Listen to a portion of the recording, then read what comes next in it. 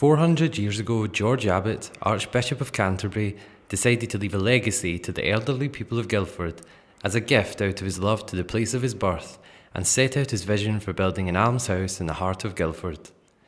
The wonderful Jacobean building is situated at the top of Guildford High Street, opposite Holy Trinity Church, where George Abbot is buried and has become a landmark throughout the centuries. Abbot's Hospital has stood through the reign of 18 monarchs, including Oliver Cromwell as Lord Protector. It has survived the First World War and Second World War. It's part of the fabric of Guildford. You've got to understand, we're very, very lucky in Guildford. You've got the castle that goes back nearly 1,000 years. You come further up the high street, you've got a Guildhall from the 1600s, about the same time as this place was being built. You've got Guildford House, another very old residence, and then you come up here. And this really has been part of the fabric of this town for 4 centuries. And it's important because it shows that there's a charitable side to life in Guildford that goes right back over the centuries. George Abbot was born on 29th of October 1562 in the parish of St Nicholas, Guildford.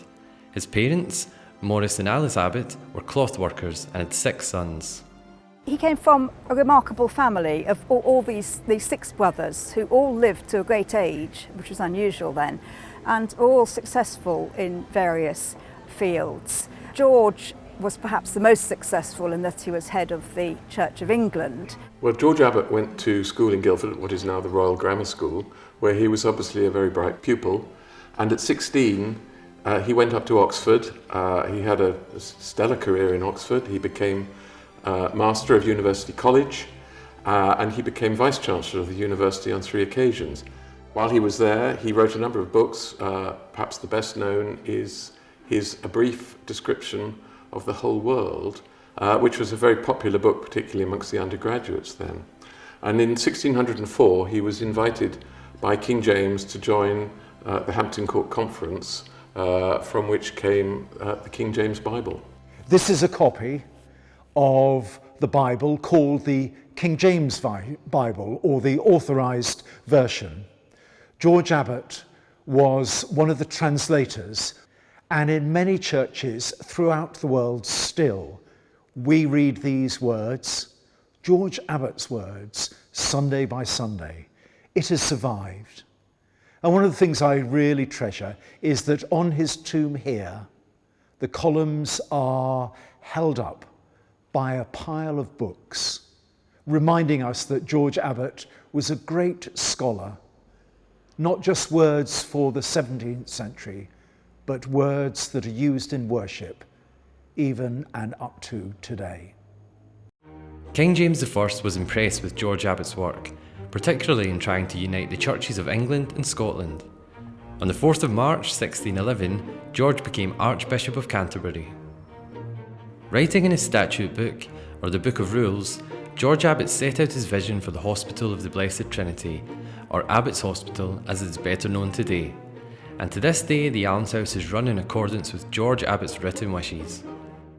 The first foundation stone of Abbot's Hospital was laid in 1619.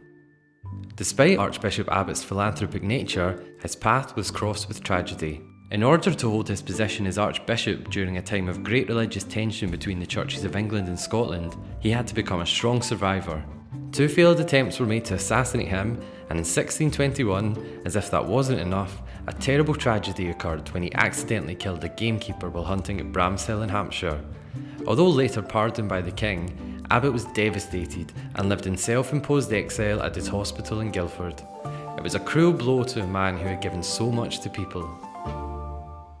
The first residents moved into their new surroundings on 29th of October 1622, on Abbot's 60th birthday. Abbot's Hospital was granted a royal charter by King James I that same year. There were 12 single men and 8 single women living under the care of a resident master.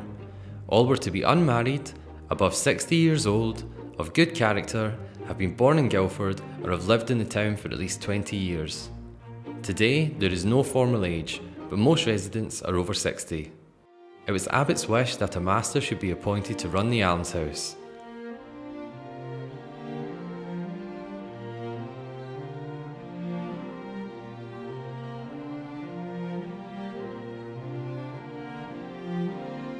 The first master was his brother, Richard Abbot. 38 masters have passed through Abbot'S Hospital since 1622. Today, Master Michael McKechnie runs Abbot'S Hospital.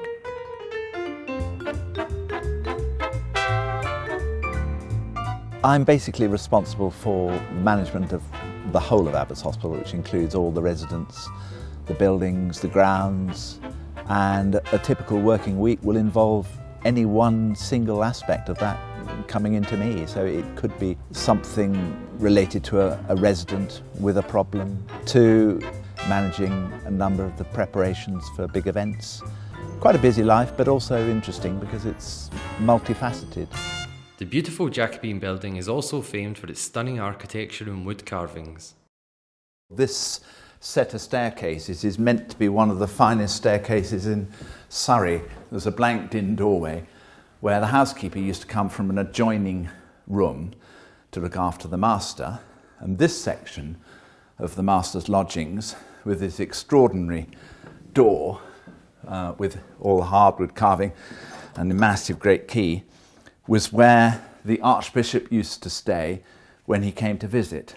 And then this leads up this other set of stairways into the presence chamber, where the Archbishop would have been receiving his guests when they visited and when he was here. Initially, the rooms were very stark, just a single bed and a fireplace, and residents would eat communally in the common hall. Today, residents live independently and Abbot's is flourishing. 400 years after the first residents moved in, it continues to offer town centre accommodation and beautiful surroundings within a sociable and supportive environment for local elderly people.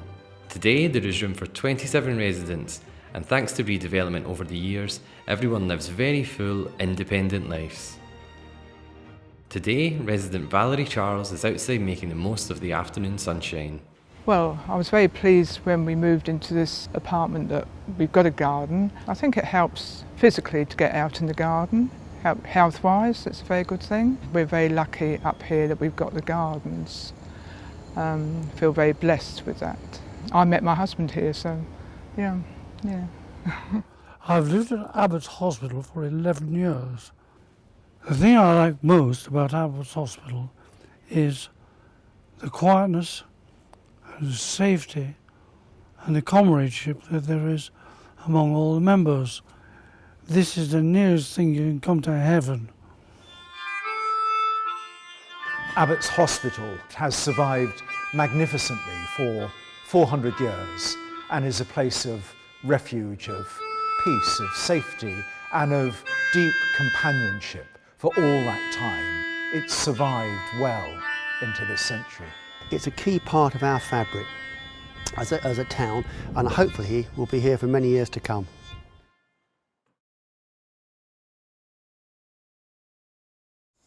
Thank you, George.